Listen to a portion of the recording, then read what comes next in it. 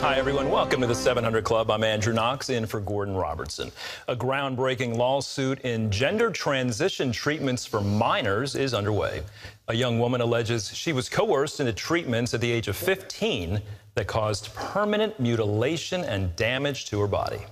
Well, now 18, Chloe Cole is suing the nation's largest medical group.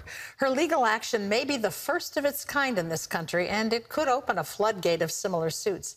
Heather Sells reports on what's at stake. Chloe Cole charges that doctors said her gender confusion would not resolve unless she underwent medical treatment and surgery. And she adds they warned her and her parents of the risk of suicide. It was a decision that I was allowed to make at 15. And when they told me that I wasn't going to be able to breastfeed, at the time, it didn't really mean much to me because I was just a kid. I was just in high school. 18-year-old Cole is now taking on Kaiser Permanente, the country's largest medical group, with more than 23,000 physicians, 39 hospitals, and over 200,000 employees. She alleges that Permanente doctors began giving her off-label puberty blockers 5 years ago, plus weekly doses of testosterone, and finally, a double mastectomy. Her pre-lawsuit demand letter alleges that doctors failed to explain the serious risks to her and her parents, that they concealed that most gender confusion resolves with age, and that inadequately studied treatments amounted to medical experimentation. They were selling a product, and they sold it not just to Chloe, but to many other girls. Cole's attorney tells CBN News other young women are beginning to come forward, and notes time is of the essence, as many states have short statutes of limitations. In recent years, pediatric gender medicine in the U.S. has skyrocketed, with clinics opening across the country, leading to an explosion in treatments. Dylan agrees with many parents that teens should not be allowed to make such decisions. Children of Chloe's age, when she had the surgery, they can't get tattoos, they can't drink, they can't vote, they can't serve in the armed services.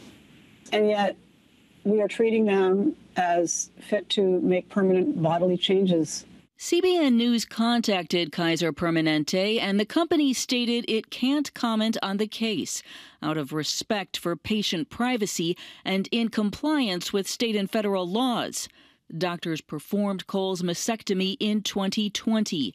1 year later, she told them she regretted her transition and stopped taking testosterone.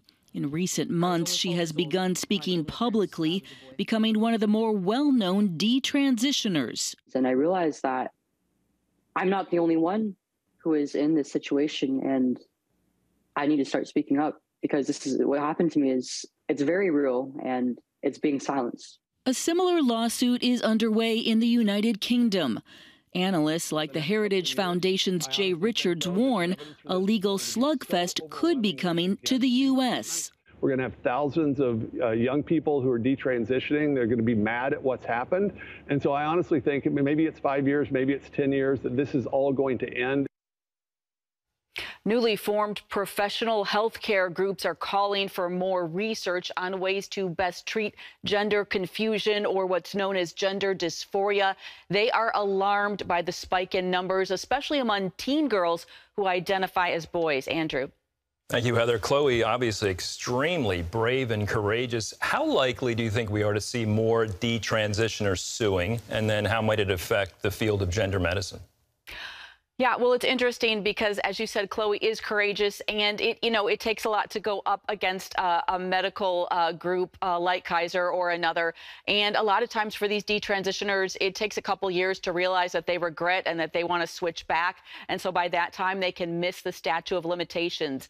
But if Chloe's case is successful going up against this huge medical group, it could really raise awareness in the trans community, kids who are thinking about detransitioning. And it could open up the gates for more lawsuits, and that could change the calculus of hospital risk management teams as they evaluate these procedures and these treatments and how they want to go forward. Andrew. Yeah, Heather, and as our viewers may know, the Biden administration tried to force religious hospitals and doctors to perform gender transition surgeries. So what's the status of that mandate now?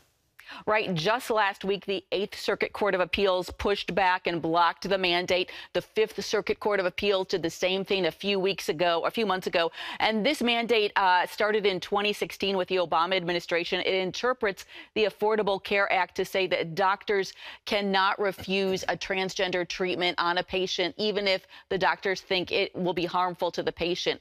So by blocking this mandate, both courts are sending a strong signal. Now the Biden administration has to decide if it wants the 8th Circuit to rehear the case or if it wants to take it to the Supreme Court. So we're waiting on the Biden administration right now, Andrew. All right, everybody, that's Heather Sells. Heather, thank you so much for your report. You're welcome. In other news, China is undermining America's relationship with a longtime ally. John Jessup has more on that story from our CBN News Bureau in Washington. John? Thanks, Andrew. China is pursuing a closer relationship with Saudi Arabia, a major U.S. trading partner. It's looking not only for more oil, but to also weaken the U.S. dollar. Dale Hurd has the story. Chinese President Xi Jinping wants oil-producing nations to stop using the U.S. dollar in their sales to China. It's part of a campaign to de-dollarize the world economy. China co-hosted a regional summit of oil-producing nations with Saudi Arabia, where it pledged to buy more oil from the region and urged those countries to conduct their transactions with the Chinese yuan. Xi is exploiting Saudi Arabia's anger over the Biden administration's attempts to strike a nuclear deal with its sworn enemy, Iran. When you won't be partners with your friends and your allies and you offend them, and you simply won't do anything to push back against your adversaries like Xi Jinping, you see exactly this kind of hedging behavior. Retired General Jack Keane told Fox News that China was always going to have a relationship with Saudi Arabia because it gets much of its oil from the Middle East. But what is actually happening here, because the Biden administration's missteps with Saudi Arabia and the Arabs in general and going immediately to appease Iran at the beginning of the administration, the Chinese clearly recognize that there's a vacuum here and they want to fill it. President Xi tried to woo Arab leaders with his call for an independent Palestinian state and an end to Islamophobia. But he didn't mention China's genocide campaign against its own Muslim Uyghur people. This is only the latest move by China to seek to take over a U.S. trading relationship. As we reported early this year, China has all but replaced the U.S. as the dominant trading partner in Latin America.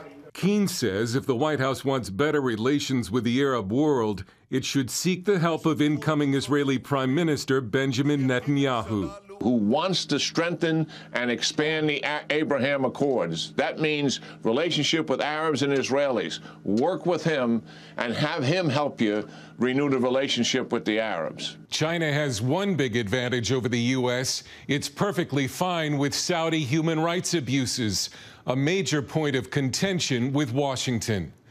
Dale Hurd, CBN News. Thanks, Dale. Well, here at home, winter storms are hitting both coasts. In the Northeast, overnight snow has created traffic problems.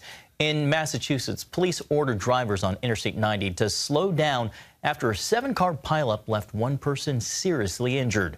North of New York City, some areas had more than half a foot of snow. On the West Coast, a major storm brought heavy snow and rain. Blizzard conditions in northern California mountains dropped up to 4 feet of snow. In the southern part of the state, massive rain caused flooding. That system will move across the country as the week goes on.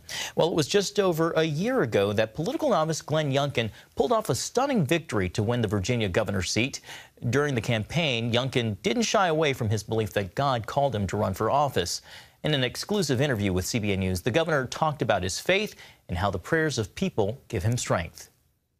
We will have someone walk up to us multiple times a day and say, "We're praying for you." And first of all, it just takes your breath away for a moment.